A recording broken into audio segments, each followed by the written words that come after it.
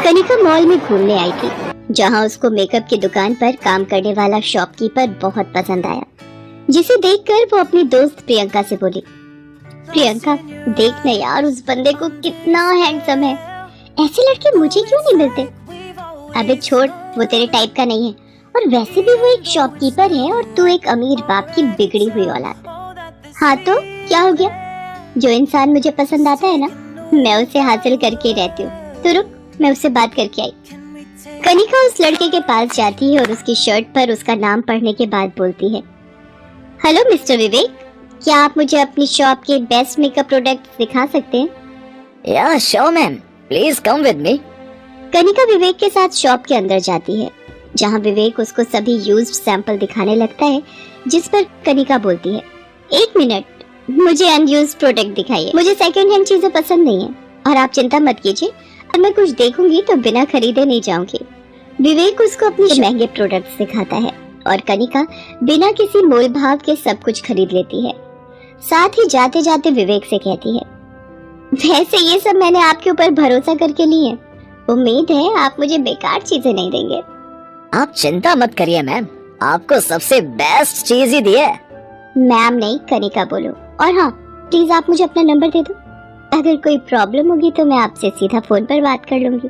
विवेक अपना नंबर कनिका को दे देता है, जिसके कुछ दिन बाद ऐसे ही कॉल करके कनिका विवेक को मिलने के लिए बुला लेती है और उसके दिए प्रोडक्ट्स के बारे में जानकारी लेती है। कुछ समय में ये मुलाकात प्यार में बदल जाती है और कनिका के साथ साथ विवेक को भी उससे प्यार हो जाता है। एक शाम एक महंगे होटल में कैंडल लाइट डिनर करते हुए कनिका विवेक का हाथ पकड़ते हुए बोलती है, विवेक मैं तुमसे प्यार करने लगी हूँ और ये बात तुम जानते हो, इसलिए अब मैं इस प्यार के रिश्ते को जिंदगी भर के साथ में बदलना चाहती हूँ। क्या तुम मुझसे शादी करोगे? Will you marry me? Vivek ये सुनकर थोड़ा हैरान होता है और कनिका से अपना हाथ छुड़वाते हुए कहता है, कनिका, प्यार मैं भी तुमसे बहुत करता हूँ, लेकिन शादी एक बहुत बड़ा फैसला है, इसलिए मैं अपनी पिछली जिंदगी के बारे में तुम्हें कुछ बताना चाहता हूँ। विवेक, मुझे तुम्हारी पिछली जिंदगी से कोई फर्क नहीं पड़ता, तो क्या ही बताना है। मैं तुमसे प्यार करती हूँ, मुझे तुम्हारे साथ रहना है, तुम जैसे हालातों में मुझे रखोगे मैं खुश रहूंगी। बात वो नहीं है, तुम एक अमीर लड़की हो जिसको एक बार इस्तेमाल की हुई चीज दोबारा इस्तेमाल करना पसंद नहीं है, और यहाँ तुमको एक बार पति बना हुआ पति कैसे मंजूर होगा? मतलब तुम कहना क्या चाहते हो, साफ साफ कहो। यही कि मैं एक छोड़ा हुआ पति हूँ। मेरी पहले शादी हो गई थी, लेकिन मेरी पत्नी ने मुझे छोड़ दिया क्योंकि मैं उसके सपने, उसकी ख्वाहिशें पूरा करने के लायक नहीं था। तुम्हारे लिए मैं एक सेकंड हैंड पति होऊंगा, शायद जिसको तुम कभी ना अपनाओ।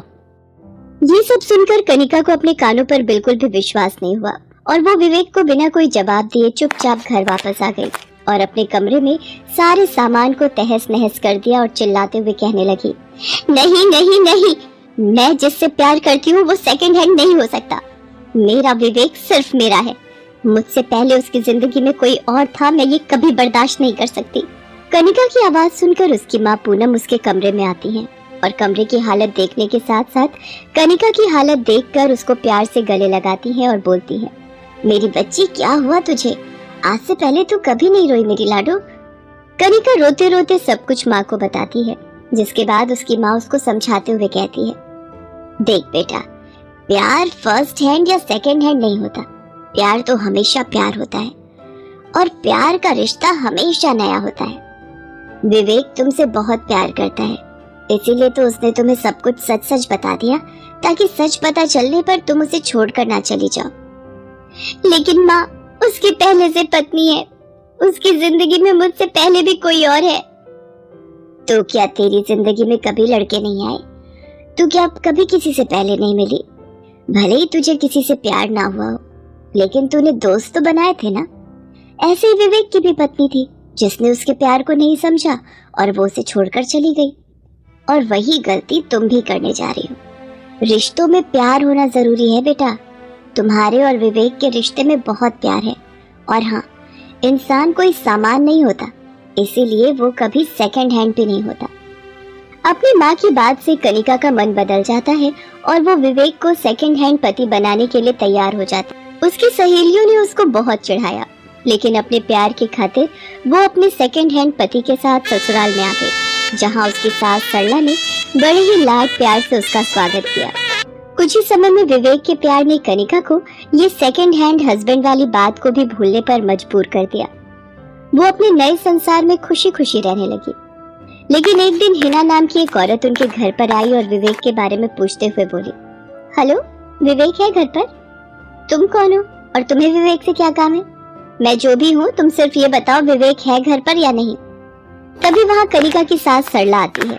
वो हिना को देखकर कनिका से बोलती है, कनिका बहू, आने दे इसको। ये हिना है विवेक की पहली पत्नी। हर महीने आती है यहाँ पर मुंह फाड़कर पैसे मांगने। ओ हेलो सासू माँ, पहली बात तो ये कि आप अपनी आवाज नीचे रखो, और दूसरी बात, मैं पैसे मांगने नहीं, अपना हक लेने आती हूँ हर बार, समझिए आप? कैसा हक? विवेक पर और इस घर पर तुम्हारा कोई हक नहीं है। उसकी पत्नी मैं हूँ, समझ गई? ओह, तो वो तुम हो जिससे उसने शादी की। वैसे मैंने इस्तेमाल किया है उसको। अच्छा इंसान है। तुम खुश तो ना सही, पर जिंदगी तो गुजार ही लोगी। वो कोई सामान नहीं है जिसे जब चाहे इस्तेमाल कर लिया और जब चाहे छोड़ दिया। और तुम्हारे लहजे को देखकर साफ साफ पता चल रहा है कि विवेक ने तुम्हें क्यों छोड़ा। ओह, जस्ट शट अप। उसने मुझे नहीं, मैंने उसे छोड़ा है। और रही बात चीज की, तो अब मैं उसके साथ नहीं हूँ। तो जाहिर सी बात है कि उसकी क्वालिटी और डिसक्वालिटी मुझे तुमसे बेहतर पता है। और तुम्हें तो अच्छे से पता है कि कोई भी सेकंड हैंड चीज लेने से पहले उसके पहले मालिक से उसके बारे में अच्छे से पूछ लेना चाहिए। और तुमने तो सेकंड हैंड हस्बैंड लिया है, और वो भी बिना परखे। वो कोई सेकंड हैंड हस्बैंड नहीं है, समझ गई तुम? कनिका गुस्से में अपने कमरे में चली जाती है और खुद को बंद कर लेती है। सरला हिना को घर से बाहर निकालने लगती है कि तभी विवेक वहाँ आ जाता है और उसको देखकर बोलता है, तुम यहाँ क्या कर रही हो? माँ, कनिका ने उसको देखा तो नहीं? अरे देखा क्या, हमने तो बहुत सारी बातें भी की, और तो और वो बहुत खुश हुई कि मैंने उसको उसके सेकंड हैंड हस्बैंड की कुछ क्वालिटीज बता दी। क्या बकवास कर रही हो? और तुम्हें किसने हक दिया मेरी बसी बसाई जिंदगी में दखल देने का? बेटा, दखल ही नहीं दिया, बल्कि इसने कोई कसर नहीं छोड़ी तेरा घर तोड़ने में। कनिका बहुत गुस्से में अपने कमरे में गई है। माँ, इसको कल इस महीने के पैसे देकर दरवाजे से ही बाहर फेंक देना। मैं कनिका के पास जाता हूँ और तुम निकलो अब यहाँ से, कल आना।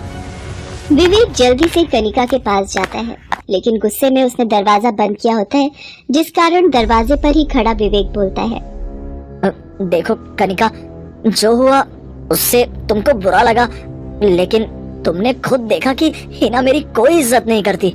उसके लिए मैं एक सामान हूँ जो अब सेकंड हैंड हो गया है। मैंने उसको अपनी हैसियत के मुताबिक हर खुशी देनी चाहिए, फिर भी अंत में मुझे ही एक सामान की तरह बदल दिया गया। बताओ, इसमें मेरी क्या गलती है? कमरे के अंदर बंद कनिका विवेक की बातें सुनकर और जोर जोर से रोने लगती है, और कुछ देर में उसने दरवाजा खोला, जिसके बाद विवेक के गले लगकर वो बोली, विवेक, तुम सेकंड हैंड हस्बैंड नहीं हो, तुम इंसान हो यार। कोई सामान नहीं हो जिसे छोड़ दिया तो वो पुराना हो जाएगा या सेकंड हैंड हो जाएगा। और रही बात इस हिना की, तो उसे तो अब मैं सबक सिखाऊंगी। रहने दो, हम उसके जैसे नहीं हैं जो बदला ले। बदला तो नहीं, लेकिन इंसान और सामान में फर्क समझाना बहुत जरूरी है उस औरत। अगले दिन जब हिना घर आती है तो विवेक कनिका के साथ बैठकर चाय पी रहा होता है।